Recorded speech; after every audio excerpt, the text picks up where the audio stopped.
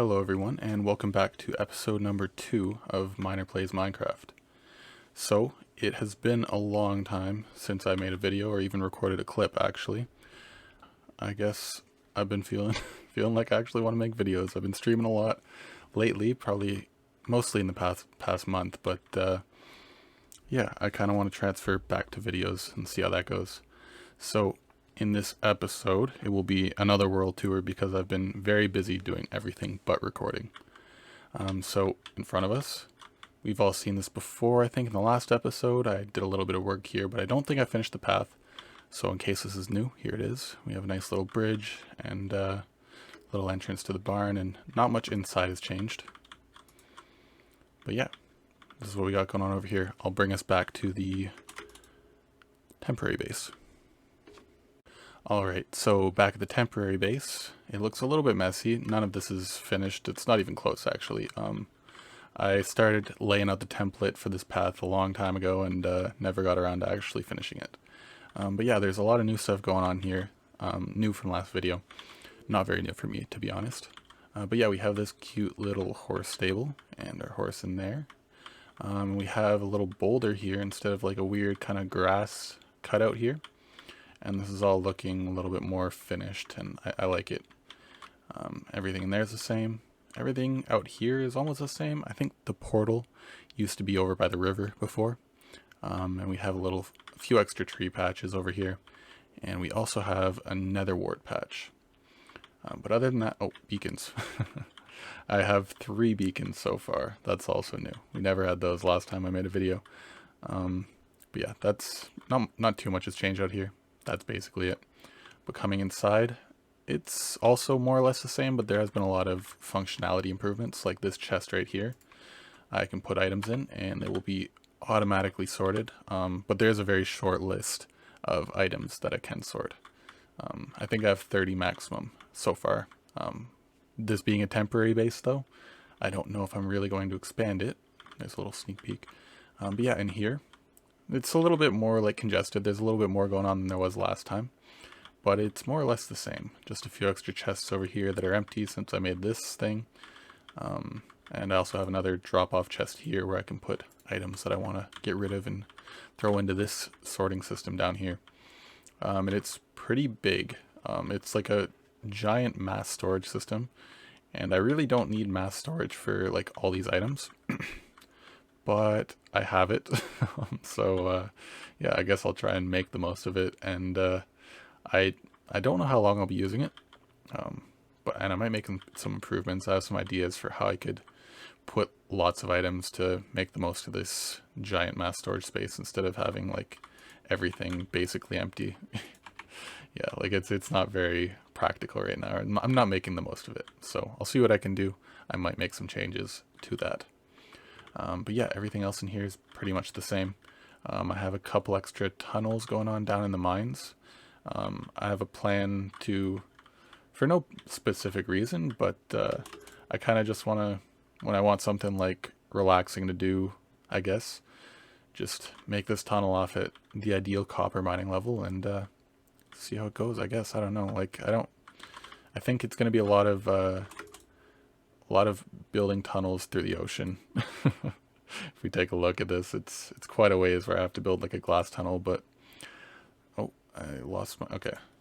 But yeah, that's just something I've been working on, and I don't think I'll really include it too much in the videos, but we'll see. And aside from that, I think that's pretty much all that's new in this area. A little awkward way of getting back to the path, but yeah, I don't think there's really much else going on. Most of the work that I've put into this world has been happening over in the desert. So off to the desert we go. So I figure since this world hasn't been shown off in quite a while, I might as well take you on a little tour through the nether, showing you how I get from place to place. So I don't know, I think this deep slate kind of path might have been here before, but I'm not entirely sure. Either way, it hasn't changed much in a very long time for me. But this goes off, and there's a few big things over here, but this is the desert in this direction where I've been putting in most of the work. And so we just run down here, and once we get to the bottom of the staircase, we'll see a little bit of stuff going on here, and this is actually the kind of item transfer system from the iron farm that we've got going on over here. The iron farm is right above us, and it's kind of like the centerpiece for this area. But I think I'll start off underground since we're here. In here we have the storage area for all the iron, and we have a fair bit. We got 10 double chests full of iron ingots and 5 full of roses, but the roses are just getting discarded at this point onto that cactus. So I've got more roses than I'll ever need with 5 double chests full, and I'm good with that. In here is kind of like my AFK area and a little bit of access to like the redstone sorting, and the sorting's up top on these bricks, but yeah, that's all that's going on behind this door. And then up top we have lots of farmland, because, well, the reason I built this farm here was because there used to be a village. You can see a few little remnants of it peeking out over there. Since there was a village here, I had easy access to villagers, and so I built this little farming plot here so they could breed up and I wouldn't have to worry about them too much. And now they have a giant bunkhouse under here, which is all temporary. I feel like everything I do in this world is temporary, but I do hope to move them in the future. And then behind us, I have this pretty massive villager trader, and a little bit of parkour actually, which is pretty fun, but I don't think I've ever completed it once. Anyways, yeah, I have a massive villager trader here, and I used this quite a while ago to get lots of sets of maximum enchanted like tools and armor. Also to get all of the diamond stuff, all the tools and all the armor, I got them from villagers. So yeah, this has been really nice and kind of just scooting me up from early game to end game kind of tools, you know. And so I kind of big plans. I'm in the middle of something here too. I plan on moving this entire villager trader into this building, which isn't built yet, but soon it will be built. In the next couple episodes I plan on finishing that. And yeah, so this will all be moved, and sadly some of this parkour will have to go because, where is it? Right here is the cutoff line. I can't have anything within that 16 block range of the villager thing, of the villager, no, not the villager thing, the iron farm. I can't have anything within this border here. So I got to move this, and I'm decided to move it over here. And I also have to move the parkour. So yeah, I also have a lot of plans to build, like this is kind of the industrial era? The industrial area. And so I have a lot of plans to build lots of stuff here. One of the top items on that list is a carrot farm as well as a wheat farm. Wheat farm, so I can have easy access to wheat blocks and carrots, because I also plan on making a gold farm, and then I can have some top tier food with the golden carrots that I'll be able to make then. Oh, and I also, actually, I think it was last stream I did this. Almost forgot about it. It's kind of hidden back here. I made this little boardwalk out of andesite and bricks, and yeah, I don't know, it looks kind of nice. It took me a long time to find something that I even remotely liked, so this is what I ended up with, and I mean, I'm not, it's okay. I'm kind of happy with it, but I don't know, there's just something off about it. It's nice though. I don't mind it. Here's another view of the boardwalk, and I guess it's actually a pretty good overview of everything we've got going on so far in the desert, but just in case you're interested, here it is from a different perspective. And I guess that also wraps up everything we have here in the desert for the moment, which brings us on to the next stop in our tour. So the next stop on our tour should be a pretty quick one. We're going to be heading over to the end, and I don't really have much going on over there right now, but I guess there's enough to warrant showing you guys. Last time I made a video, I hadn't actually beat the Ender Dragon yet, so all of this is new. And there's not much going on. This area, the whole stronghold, is pretty much exactly the same as when I found it, except for maybe a few doors knocked down here and there. And yeah, not much has changed here either in the actual end. I have a little staircase to get up to the top, just like everybody does. And the only notable thing here is that I have this because the End Dragon's beaten, and also just this little bridge thing I have put in the center. I realized after building it that the End Dragon destroys blocks, so I don't want to have to remake this bridge or anything like that, so I might look into a mod that prevents the end dragon from destroying blocks, because I would like that. I would like to not have to rebuild my things just because I need to fight the ender dragon again. And in case you guys don't know, I don't have creeper damage on, and I don't have enderman griefing on, and I don't have ghast griefing on either. So dragon griefing, turning that off wouldn't be too much of a stretch. But yeah, that's all there really is to see here. So next stop on our tour. Next up, we have the mob farming area. So over this way, we can find it. It's just down this path, like everything else in the Nether.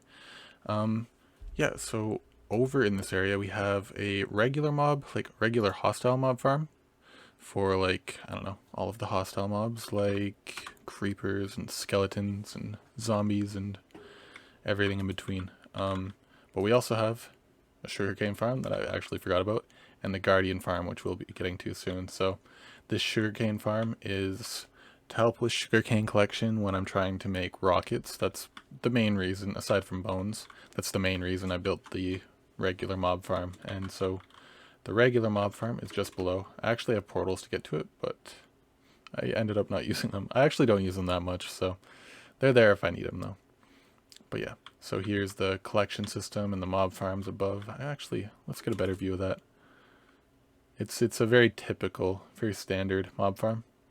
And you have just a collection for a drop shaft in the middle, and yeah, very standard, and a few sorting things in the back. And then over here, we have the Guardian Farm, and this design is by IanXO4, I'm pretty sure. Oh no. Okay, I'll hop back up there and so there's really two reasons for me building this Guardian Farm. The one main reason is XP. It's the best source of XP you can possibly get in the game. As far as I know, I don't think there are any new things that have been added that make this less efficient. The reason it's the most efficient is because the size of the XP orbs. You get more XP per orb from the Guardians, so that makes it the most efficient, the quickest way to get XP.